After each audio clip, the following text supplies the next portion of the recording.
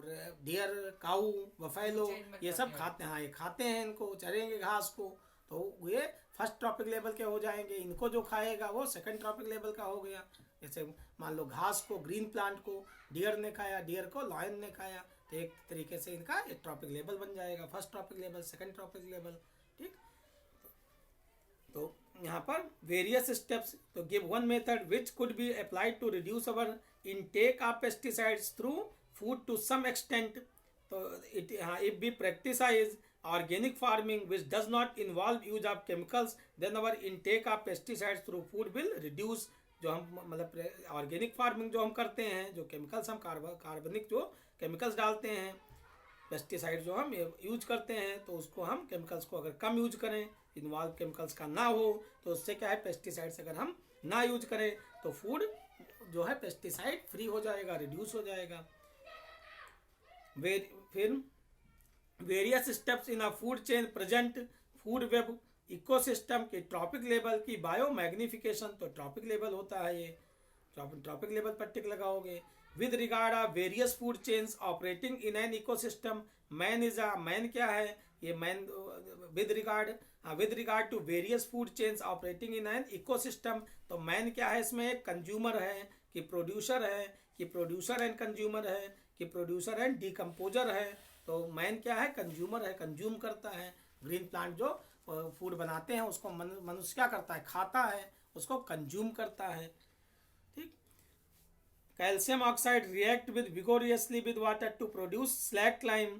तो this reaction can be classified as combination reactions, exothermic reactions, endothermic reactions, oxidation reactions. तो ये मैंने आपको बताया था कॉम्बिनेशन रिएक्शंस क्या हैं, जिसमें मतलब दो या दो से ज़्यादा सब्सटेंसेस जुड़ करके एक प्रोडक्ट बनाते हैं, तो कॉम्बिनेशन रिएक्शंस होती हैं। एक्सोथर्मिक रिएक्शंस, एक्सो मीन्स होता है निकलना, और थर्मिक मतलब हीट, तो जिसमें हीट रिलीज होती है। अब क्रिया के दौरान, रिएक्शन के दौरान क्या होती है, हीट रिलीज होती है, तो उसको हम एक्सोथर्मिक रिएक्शंस कहते हैं। एंडोथर्मिक रिएक्शंस क्या है, जिसमें हीट एब्जॉर्ब होती है। एक्सोथर्मिक मतलब हीट का निकलना, एक्सो मीन्स निकलना, थर्मिक मतलब हीट, तो जिसमें हीट रिलीज होती है अब क्रिया के दौरान, तो उसको हम एक्सोथर्मिक रिएक्शंस कहेंगे। एंडोथर्मिक रिएक्शंस में क्या होता है, हीट एब्जॉर्ब होती है, तो उसको हम एंडोथर्मिक रिएक्शंस कहते हैं। ऑक्सीडेशन रिएक्शंस क्या है, ऑक्सीडेशन रिएक्शंस आपको बताया था कि जिसमें ऑक्सीजन ऐड हो या हाइड्रोजन रिमूव हो, तो उसको हम ऑक्सीडेशन रिएक्शंस कहेंगे। रिडक्शन रिएक्शंस क्या होती हैं, जिसमें हाइड्रोजन ऐड हो या ऑक्सीजन रिमूव हो, तो उसको हम रिडक्शन रिएक्शंस कहेंगे। कुछ रिएक्शंस ऐसी होती हैं जिसमें एक एलिमेंट ऑक्सीडाइज होता है, दूसरा रिड्यूस्ड होता है, रिडक्शन होता है। तो ऐसी रिएक्शन जिसमें ऑक्सीडेशन रिडक्शन दोनों प्रोसेस हो, तो उसको हम रेडॉक्स रिएक्शंस या ऑक्सीडेशन रिडक्शन रिएक्शंस कहते हैं। तो ये सारी चीज़ें आपको इसमें पूछा गया है कि आपका किस टाइप की रिएक्शंस हैं। तो कैल्शियम ऑक्साइड प्लस में H2O लिख लेते हैं, कैल्शियम ऑक्साइड प्लस में H2O, calcium oxide CaO plus में H2O, ये आपका सॉलिड हो गया। H2O वाटर से रिएक्शन करेंगे तो कैल्शियम हाइड्रोक्साइड बनेगा, कैल्शियम हाइड्रोक्साइड, CaOH का होल ट्वाइस, CaOH का होल ट्वाइस, कैल्शियम हाइड्रोक्साइड। ये एक्वायरस सोल्यूशन होगा, एक्वायरस मतलब जलीय विलयन, जिसमें जल मिला हो। और कैल्शियम ऑक्साइड क्या है, ये सॉलिड है, और H2O क्या है, लिक्विड है। तो सॉलिड, लिक्विड और एक्वायरस सोल्यूशन, एक्वायरस मतलब जिसमें वाटर डिजॉल्व हो।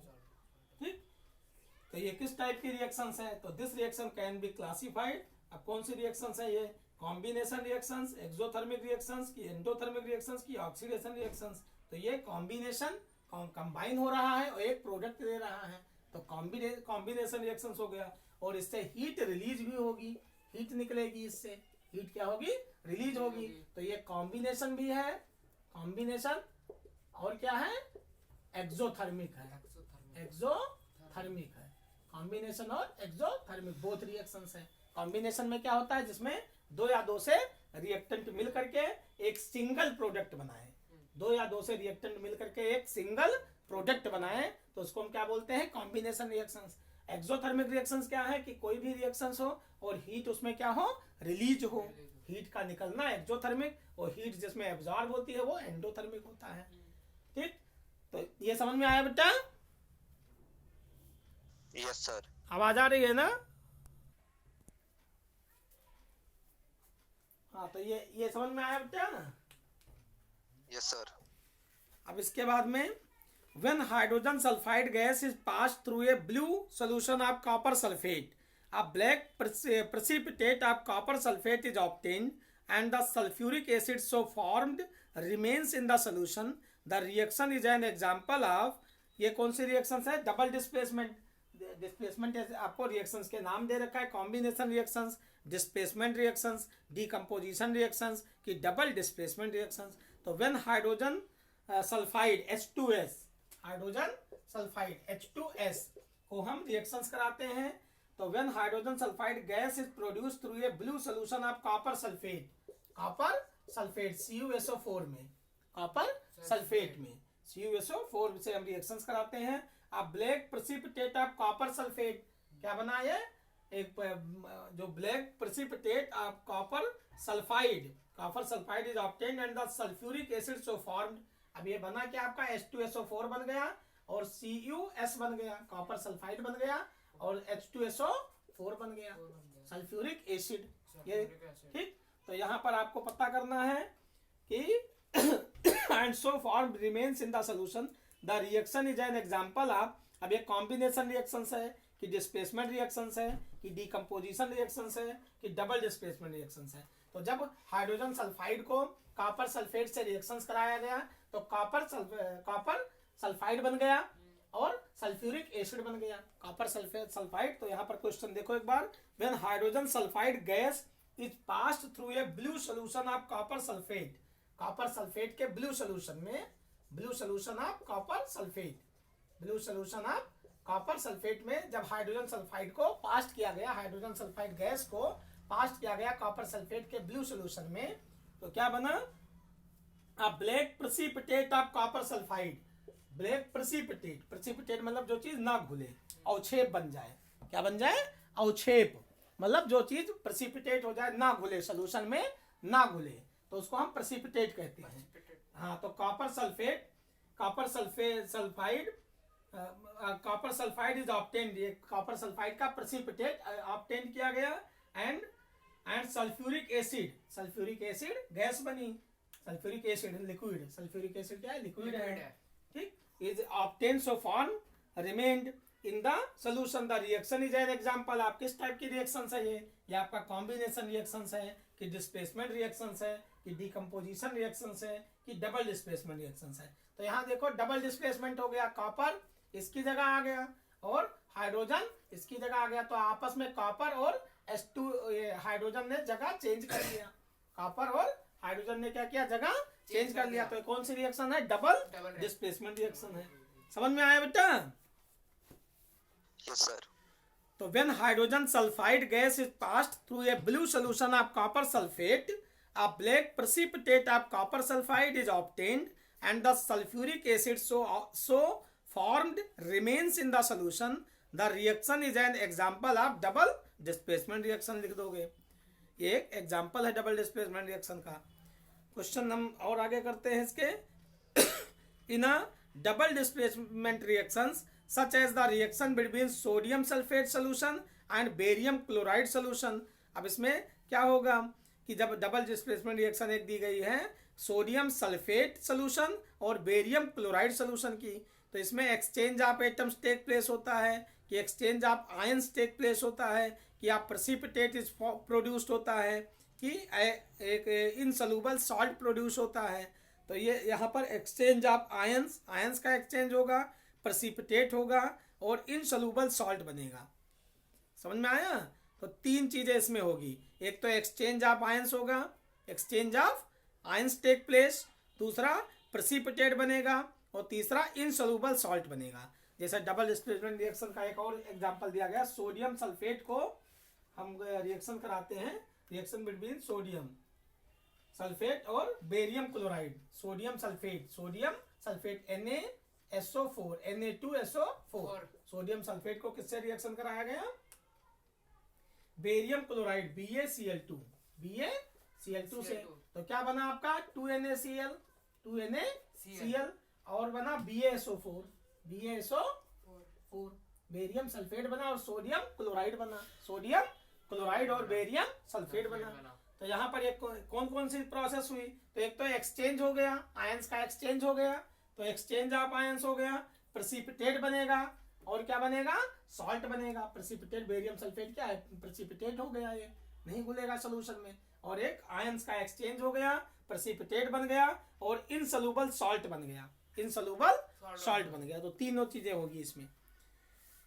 Baking soda is a mixture of, baking soda किसका मिक्सचर होता है, sodium carbonate and acetic acid का, कि sodium carbonate and tartaric acid का, कि sodium hydrogen carbonate and tartaric acid का, कि sodium hydrogen carbonate and acetic acid का।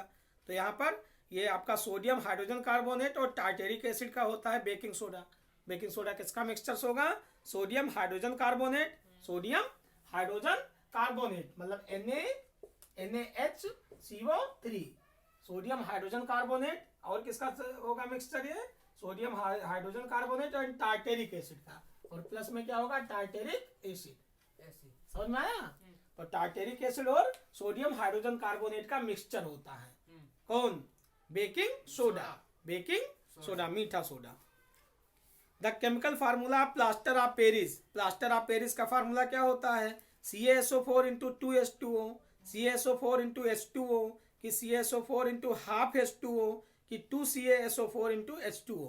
तो चार चीजें दी गई हैं, तो CaSO4 इंटू हाफ H2O होता है, आधा वाटर होता है, क्योंकि 3/4 वाटर, 1.5 वाटर के मॉलिक्यूल्स निकल जाते हैं। प्लास्टर ऑफ पेरिस ये आपका क्या बनता है, प्लास्टर ऑफ पेरिस बनता है। जिप्सम को 373 डिग्री केल्विन पर हीट करने पर ये 1.5 मॉलिक्यूल्स वाटर के निकल जाते हैं, 1.5 मॉलिक्यूल्स वाटर के निकल जाते हैं। तो आधा मॉलिक्यूल्स कैल्शियम सल्फेट के साथ जुड़ा होता है, CaSO4 into half H2O। The law of reflection hold true for, तो लॉ ऑफ रिफ्लेक्शन किस किस के लिए होल्ड होता है, plane mirror only, concave mirrors only, convex mirror only, कि ऑल रिफ्लेक्टिंग सरफेसेस। तो लॉ ऑफ रिफ्लेक्शन जो है वो सभी रिफ्लेक्टिंग सरफेसेस के लिए होल्ड होता है, ट्रू होता है। When an object is kept within the focus of a concave mirror and in large image is formed behind the mirror, this image is, कौन सी इमेज होगी, रियल होगी कि इन्वर्टेड होगी। तो ये सब मिक्सचर्स आप उसके बनाओगे जब रे डायग्राम, तब फिर ये समझ में आएगा। तो 1 से लेकर के आपको 14 तक क्वेश्चन जो दिए जाएंगे वो 1 मार्क्स के दिए जाएंगे। अब सेक्शन बी में आपके 3 नंबर्स का क्वेश्चन दिया जाएगा, 3 मार्क्स का। सेक्शन बी में 3 मार्क्स का क्वेश्चन आएगा। सेक्शन बी में आवाज आ रही है बेटा, हेलो, हाँ। तो यहाँ पर हम सेक्शन बी करते हैं 3 नंबर का, और सेक्शन सी जो होगा आपका 5 नंबर का होगा। टोटल कितने 30 क्वेश्चन होंगे, तो आपको मैंने बता दिया। अब इसके हम क्वेश्चन करते हैं, सेक्शन सी कर लेते हैं 5-5 नंबर के जो आए हुए mostly questions.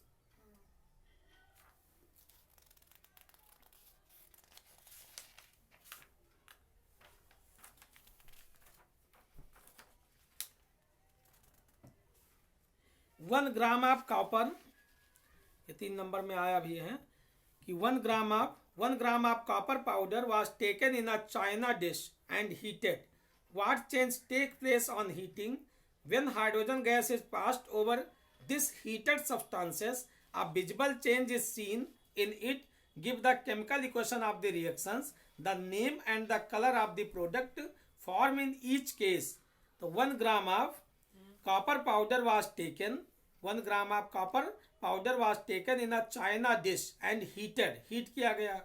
what changes take place on the heating, कौन सा changes आया इसमें heating में, when hydrogen gas is passed in a passed over this heated substances, इस heated substances में जब हाइड्रोजन गैस को पास किया गया, a visible change is seen in it, give the chemical equation of the reactions, the name and color of the product form in each case।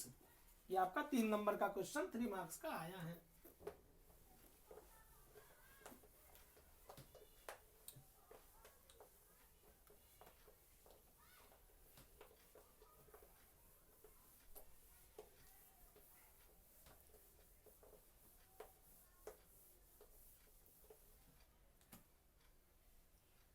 One gram of copper powder was taken, जब copper powder को oxygen के साथ 2Cu plus में O2, 2Cu plus में O2 heat किया गया।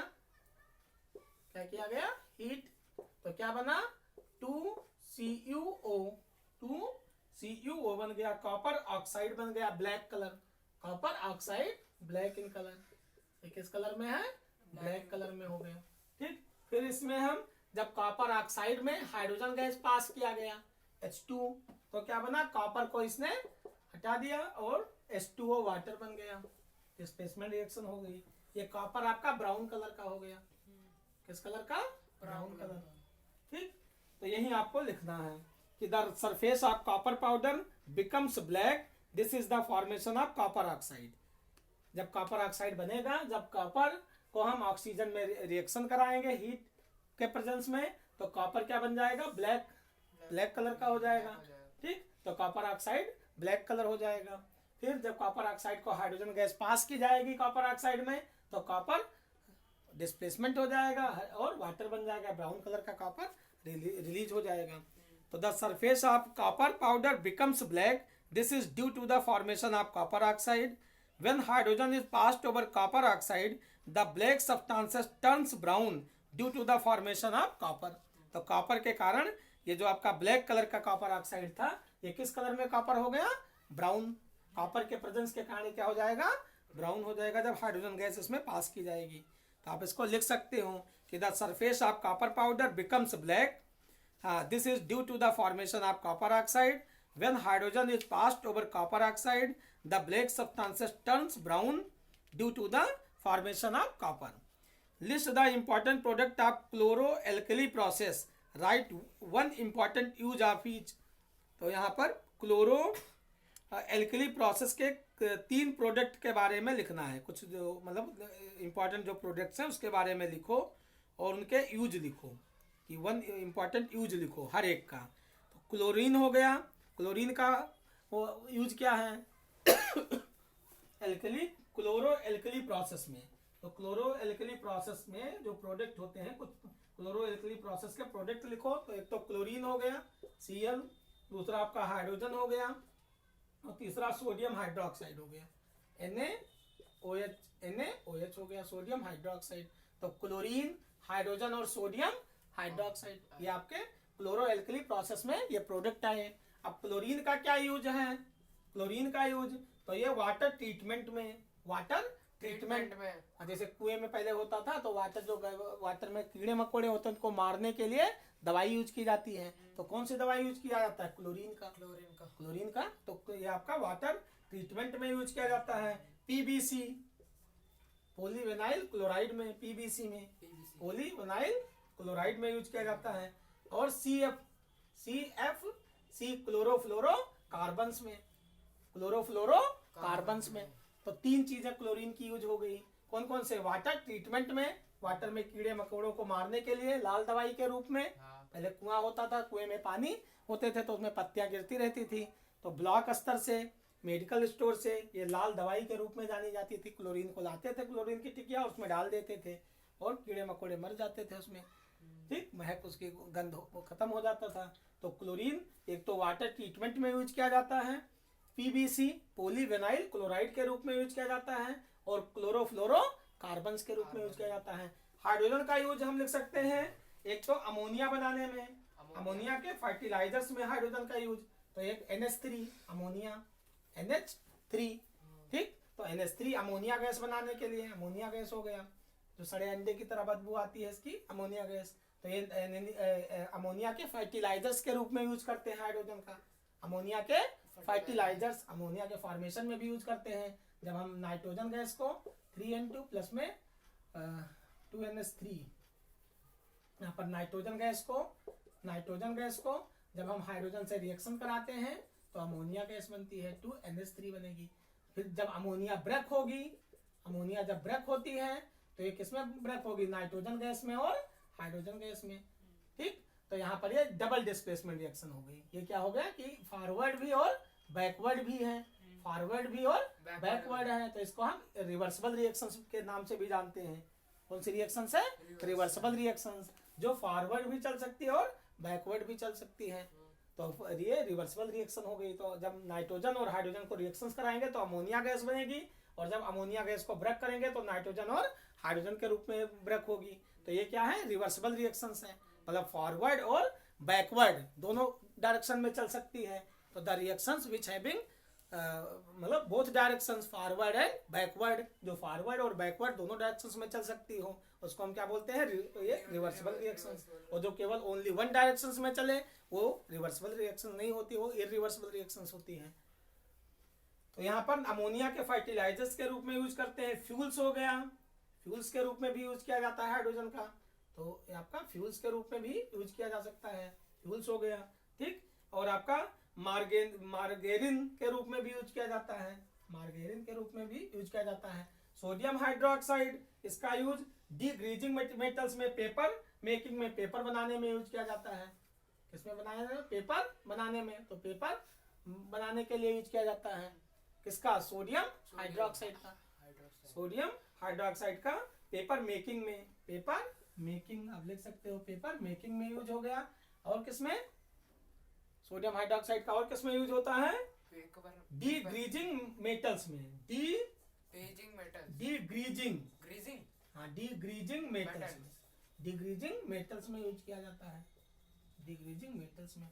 तो paper making और डीग्रीजिंग मेटल्स में यूज किया जाता है किसका, सोडियम हाइड्रोक्साइड का।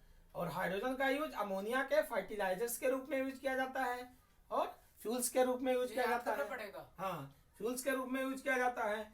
और मार्गेरिन के रूप में यूज किया जाता है, इसमें मार्गेरिन के रूप में यूज किया जाता है।